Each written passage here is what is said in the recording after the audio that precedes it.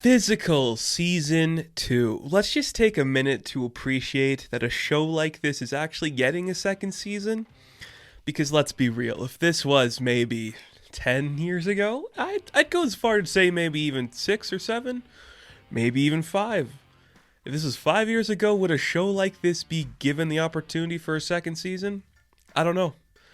It definitely, especially in light of certain events that are being talked about when this episode is being recorded with a certain other streaming service, it definitely feels like this wouldn't normally get the light it would. And that's kind of cool.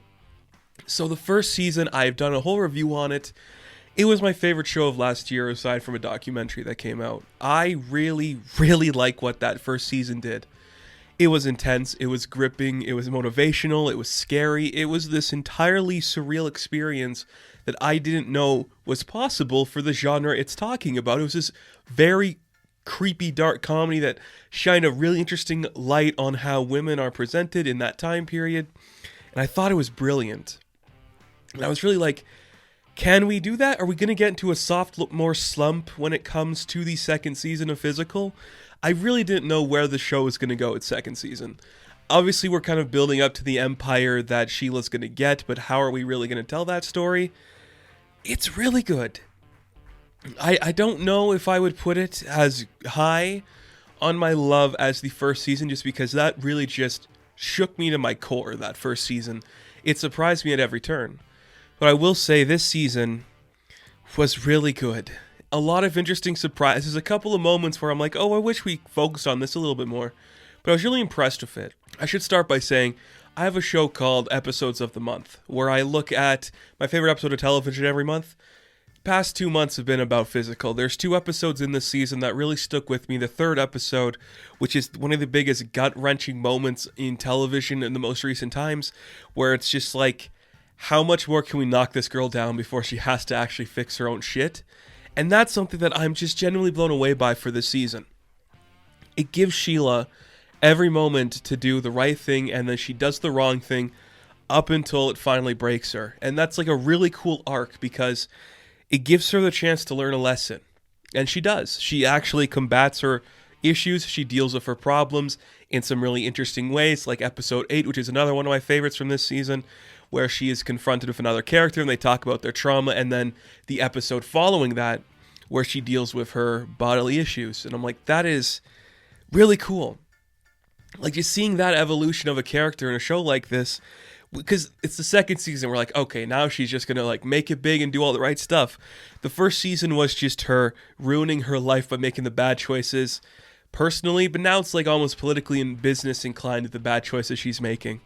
You see, how is she going to sell this product about looking a certain way when the way she looks a certain way is because she's been lying to herself and cheating the people she's selling the product to? It's brilliant. And how does that affect her relationship with other women? How does that affect the relationship with her business partners? And then we see like the political intrigue coming when there's like, you know, Bunny and Tyler trying to blackmail her. It's really interesting stuff. And Rose Byrne, I'll say this forever and always.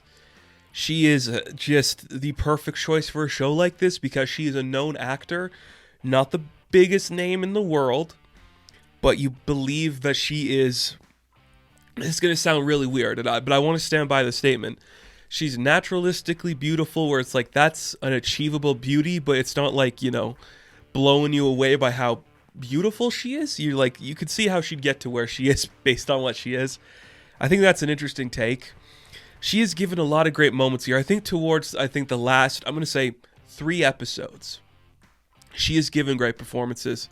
They're great all the way through, but those last 3, she has given the opportunity to let loose, to break character, just to kind of like go crazy and yell and scream and let all of the frustrations of that woman get thrown away. And it's pretty impressive to see that. I love just the way they do that. And again, I'm going to be singing the praises of the writing on this show, because it's really rare, especially from like, I'm a young guy. It's from my standpoint, it's rare where I see a show that feels like this is how women think. And I'm like, this is genuinely how women think. Like, it's hard. It's weird to say, because, you know, there's a lot of shows about women, a lot of shows written by women, directed by women. And I think there's a lot of good shows in that genre. And I don't know why this one just works for me a little bit better, because it feels almost like it hates itself for what it has to say about itself. Like there's the actual like, oh, this is how women think and feel. But it's like they also hate that this is how they think and feel sometimes. And I really like that dichotomy. I also like that it presents some of the male characters, in particular Danny, Danny is just a fascinating character to write. Because he is just entitled male machismo wrapped up in like the self-depressive loser body. And I think that's such a great balance of just like, the guy thinks he deserves the world, but he hates himself for not having it. And that is just so many men. And I think that just playing that against like the woman who is literally struggling to get everything she's ever wanted while maintaining a certain look of her identity, that's a really good combination. And you see their relationship be pushed to the test and do some very interesting stuff. I really, really like that. And we give so many great stories to the supporting cast too. Buddy and Tyler don't get enough to do this season. That's one of my biggest criticisms, because they're just so fascinating. But their entire arc is like, we're the young generation. We're going to come in and be essentially like the blackmailers, and then things kind of go awry for them, which is kind of interesting. I like seeing that. Greta gets a big, pretty much just like makeover in character, where she is suddenly allowed to be like happy-go-lucky. She doesn't hate herself anymore, which I'm like, that's good. Sheila's hating herself every episode. We can have Greta come in here, have fun, take names, do whatever she wants. A great subplot is her trying to get Sheila and Danny to sleep with her and her husband, and they're trying to be very open in their relationship. It's just really funny. Tawny Newsom's in here for a bit. She's great. Whenever she shows up, I just love seeing her and stuff. And John, our Mormon head of the state, pretty much, his arc is great. There's just...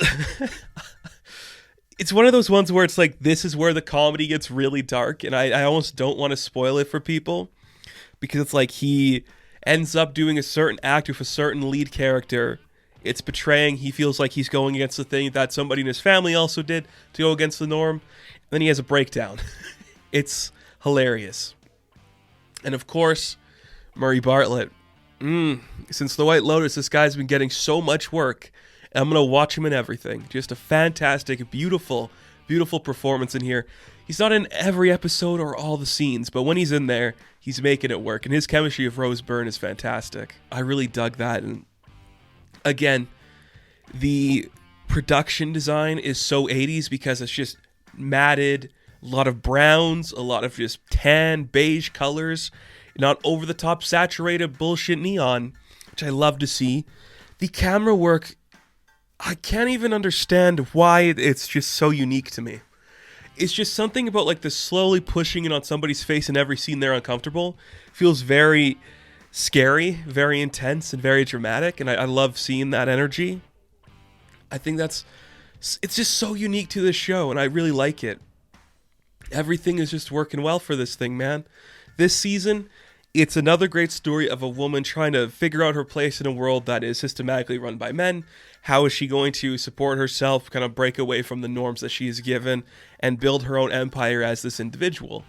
You know, she want to be tied to men doing all these things, and it's fascinating. It's again, I think it's rare that there's a show doing this premise that hits every single box perfectly. It's scary, it's funny, it's dramatic, it's heartbreaking, it angers you, it motivates you, it surprises you.